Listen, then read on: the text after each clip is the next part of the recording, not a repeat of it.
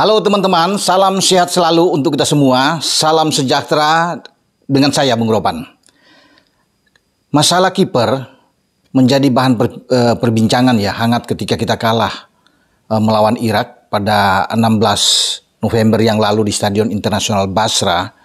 Kita kalah tidak tanggung-tanggung, kalah 5-1 ya dari tim asuhan Yesus Casa saat itu, dan ini banyak yang menyalahkan bukan saja pertahanan kita tetapi di sektor penjaga gawang yang ketika itu dikawal oleh penjaga gawang asal Borneo yaitu Nadio Argawinata, dan dengan kebobolan 5 banyak yang melihat bahwa sudah sepantasnya ya Ketua Umum PSSI Pak Erick Thohir atau pelatih Sintayong melihat lagi bagaimana kemungkinan untuk adanya pemain yang dinaturalisasi. Dalam hal ini tentunya bukan sembarang pemain.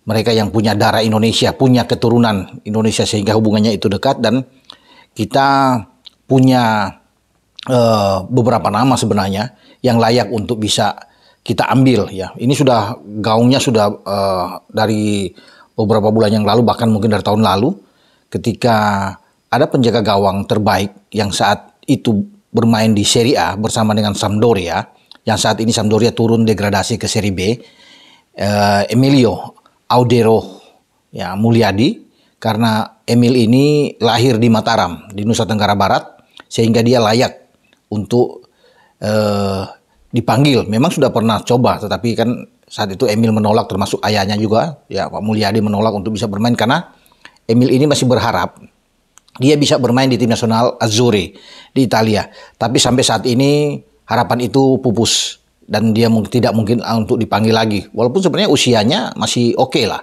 26 tahun. Karena dia lahir pada 18 Januari 1997, sehingga dia memungkinkan. Namun ketika dia pada 2016 ya, 16-17 dia dari Juventus, ini pernah diambil di Serie A di Juventus. Ya, dia sempat satu kali bermain saat itu sebelum dia dipinjamkan ke Venezia setahun kemudian, dan juga dipinjamkan ke Sampdoria. Dan di 2019 dipermanenkan oleh Sampdoria dalam 4 musim, dan saat ini dia dipinjamkan Sampdoria ketika Sampdoria turun ke Serie B. Dia bermain di Serie A bersama dengan Internazionale of Milan atau Inter Milan, klub yang pernah Erick ambil ya saat itu sebagai presiden. Dan saya pikir hubungan ini yang membuat bahwa Erick bisa mengambil Emil Audero untuk bermain di tim nasional Indonesia. Nah, Emil berharap dia akan dipanggil, tapi saat ini ketika Italia dipegang oleh Luciano Spalletti juga dia tidak bisa mendapatkan itu untuk menggeser Donnarumma dan kawan-kawan, itu agak berat, sehingga memang layak bagi Emil sudah harus mengubah cara berpikir dia, tidak lagi ke tim nasional Italia. Dia sudah sepantasnya bermain untuk garis keturunan dia karena ayahnya orang Indonesia dan apalagi dia lahir pernah setahun di Mataram sebelum 98 ya, 1998 ketika itu dia pindah ke Kuchiyama, itu daerah ibu dari Emil Audero, karena ibunya kan Antonella ini orang Italia, dan dia itu langsung pindah ke sana dan dibesarkan di Italia karena dia lahir 97 dan 98 dia pergi. Emil ini pernah bermain di berbagai level di tim nasional Italia. Memang di tim senior dia tidak bermain, belum pernah dipanggil. Tapi mulai dari U17, U18, U19, U20, U21 dia terus berada. Dia dari 2015, 2016, 17, 18 ya. Bahkan sampai di 2020 dia masih bermain di tim U21. Jadi memang ini kiper yang punya masa depan bagus. Sayang memang dia tidak bisa meneruskan sampai ke tim senior. Itu yang membuat dia sekarang galau, dan sudah wajar memang disebut-sebut dia bisa diambil. Tinggal tergantung sekarang negosiat antara PSSI atau Pak Erick dengan Emil, saya pikir. Dan saya rasa Emil sudah membuka ruang ini, karena pada tahun lalu pun dia sudah coba untuk memfollow Pak Erick ya, sampai pada ketika Pak Erick juga terpilih sebagai Ketua Umum PSSI, dan dia sudah ikut follow Instagram Pak Erick juga. Dan saya rasa bukan persoalan yang berat kalau Erick datang langsung untuk bisa melihat dan mengambil pemain ini, tapi juga memang harus ada niat dari Emil, karena ini juga faktor bahwa dia betul-betul sungguh-sungguh untuk bisa datang ke Indonesia ya, untuk bisa bermain dengan tim nasional Indonesia. Dan saya pikir ini sudah di depan mata. Nah, saya coba untuk berbicara dengan Pak Erik beberapa hari yang lalu untuk bagaimana bicara di sektor penjaga gawang ini. Ya, untuk next ke depan. Mungkin dalam waktu dekat tidak. Dan Pak Erik bilang kemungkinan itu ada. Ya, tetapi kita harus registrasi lagi baru ya untuk tahun depan. Jadi dia berharap demikian. Sekarang penjaga gawang kita selain Nadeo ya masih ada Nando ya, Hernando Ari, ya Muhammad Riyandi, Syahrul Trisna. Ini kan penjaga gawang yang ada di tim nasional. Nah, perlu ada penambahan 1 atau 2 penjaga gawang. Cyrus Margono juga sekarang prosesnya itu bukan tidak mungkin tahun depan dia sudah bisa memperkuat tim nasional Indonesia, dan Emil Odero ini.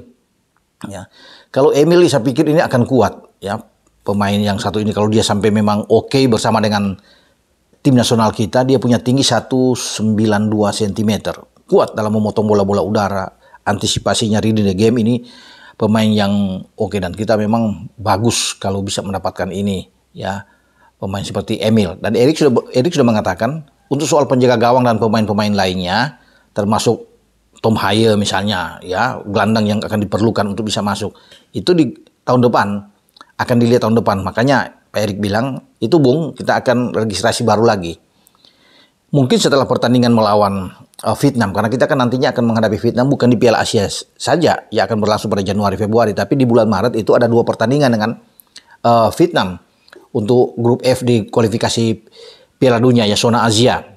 Dari sana kemudian nanti kita akan terakhir bermain melawan Irak dan kemudian melawan Filipina ya pada bulan Juni.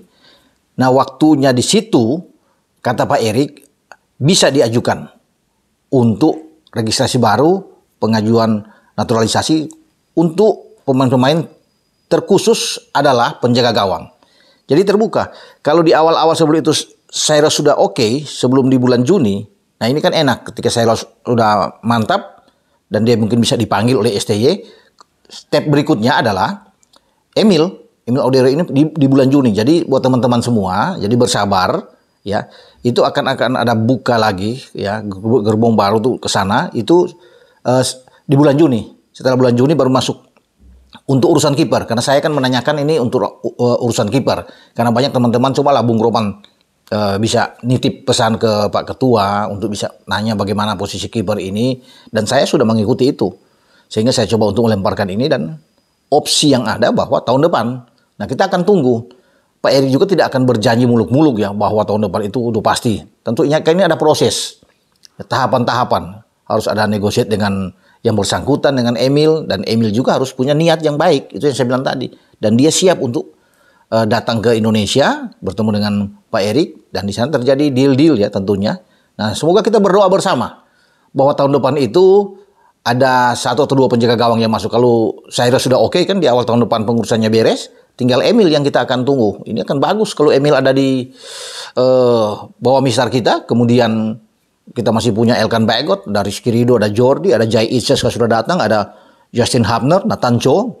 Ini semua pemain-pemain yang bagus di belakang, sehingga kita apa yang dibangun oleh STY untuk memperkuat di belakang ini semakin oke lah untuk tahun depan. Ya, semoga ya kita bisa mendapatkan Emil, tapi sekali lagi ya kita tunggu saja nantinya perkembangan ke depan. Itu yang bisa saya sampaikan kepada teman-teman dari hasil diskus saya atau berbicara, menanyakan ini kepada Pak Erik. Makanya Pak Erik bilang saya tidak akan berjanji juga muluk-muluk ya untuk bisa mengatakan oke.